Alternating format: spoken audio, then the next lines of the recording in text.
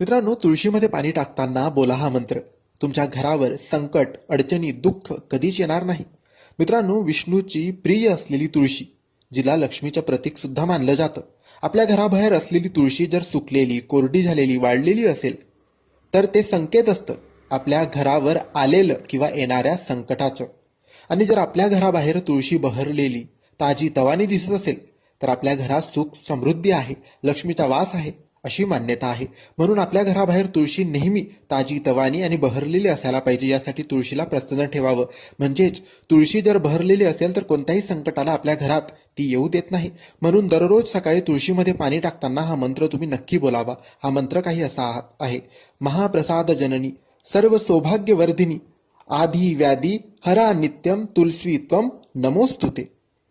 1 वेळेस, 11 वेळेस, 21 वेळेस हा मंत्र तुळशीमध्ये पाणी टाकताना नक्की बोलावा.